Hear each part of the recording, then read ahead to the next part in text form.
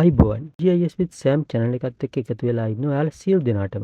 අද අපි කියලා දෙන්නේ දිස්ත්‍රික් දක්වන සිතියමක් නිර්මාණය කරන ආකාරය ගැන. මම කලින් වීඩියෝ එකේදී කියලා දුන්න administrative boundary shape file එක කොහොමද download කරගන්නේ කියලා. ඉතින් ඒ shape file එකම තමයි අද හදන map එක හදන්නත් යොදාගන්නේ. ඔයාට මේ shape file එක download කරගන්න ආකාරය දැනගන්න ඕන නම් මගේ කලින් වීඩියෝ එක බලන්න.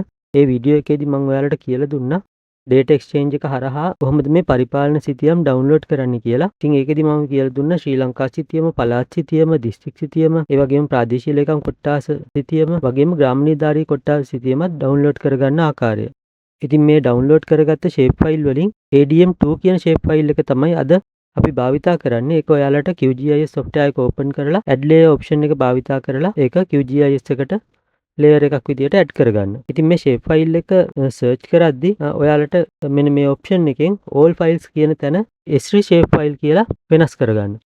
එතකොට ඔයාලට පහසුවෙන්ම shape file ටික විතරක් filter කරගන්න හැකියාව ලැබෙනවා.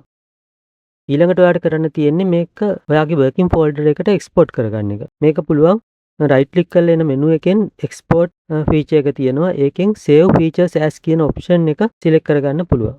එතෙන්දී ඔයාලට save vector layer කියලා window එකක් එනවා. එතෙන්දී ඔයාලට format එක දෙන්න පුළුවන්. S3 shape file එක select කරන්න පුළුවන්.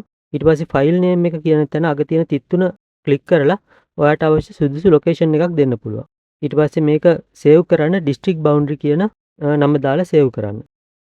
මෙතෙන්දී ඔයාලට CRS එක දෙන්න පුළුවන්. CRS එකට තියෙන්නේ EPSG 4326 WGS 84 කියන එක. මේක වෙනස් කරන්න අවශ්‍ය වෙන්නේ නැහැ. මේ CRS එක ගැන අපි ඉදිරියේදී වීඩියෝ වල වැඩිදුර විස්තර කතා කරන්න බලාපොරොත්තු වෙනවා. ඉතින් මේ CRS එක කියලා කියන්නේ coordinate reference system එක. ඊට පස්සේ මේක okay කරන්න. okay කරාට පස්සේ ඔයාලට අලුත් layer එකක් add වෙනවා. මේ add වුණු අලුත් layer එක ඉතුරු කරලා අනිත් layer එක අපි admin boundaries ගත්තු layer එක remove කරන්න. මේක right click කරලා remove layer කියලා ඔයාලට මේක remove කරගන්න පුළුවන්. ඊළඟට ඔයාලට properties වලින් symbology එකක් add කරගන්න වෙනවා. මේ symbology එකේදී simple fill කියලා තියෙන එකේ color එක transparent කරගන්න. ඒ වගේම ඔයාට මේ සිතියමේ තියෙන ඒවා label කරගන්න ඕනේ. label කරගන්න ඔයාට පුළුවන්. ගිහිලා label option එකෙන් ගිහිලි ඉවර වෙලා value field එකට ADM2 කියලා select කරගන්න පුළුවන්. ඊළඟට ඔයා print layout එකක් දාගන්න ඕනේ. මේ print layout එකේදී බලන්න landscape version එකක් තමයි තියෙන්නේ. ඉතින් මේක ඔයාට portrait බවට පත් කරගන්න අවශ්‍ය වෙනවා. portrait කරලා ඊට පස්සේ add map option එකෙන් ගිහිල්ලා map එකක් add කරගන්න පුළුවන්. ඊළඟට ඔයාට කරන්න තියෙන්නේ මේකේ scale එක map එකේ scale එක 1.5 million වලට දීලා size එක adjust කරගන්න. ඊළඟට ඔයාට පුළුවන් scale bar එකක් add කරගන්න. scale bar එක add කරද්දී step කියන එක මම select කරගන්නවා style එක විදියට. ඊට පස්සේ මේකේ segments ගානත් මම ටිකක් වැඩි කරගන්නවා.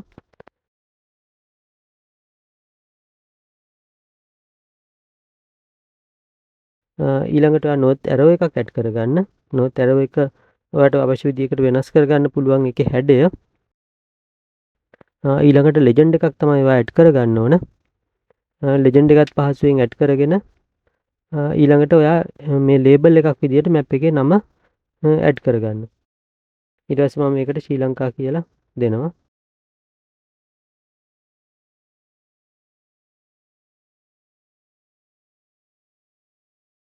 ඉතින් මේ විදිහට ඔයාට ලස්සන සිතියමක් නිර්මාණය කරගන්න පුළුවන්.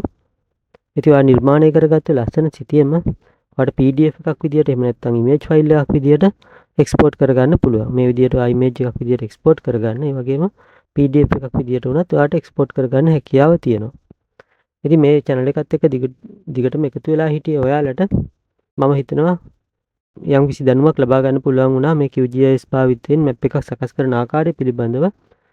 ඉතින් ඔයාලා මේ වීඩියෝ එක share කරන්න තවත් කෙනෙකුට දැනගන්න. ඒ වගේම මේ channel එක subscribe කරන්නත් ඔයා අමතක කරන්න එපා.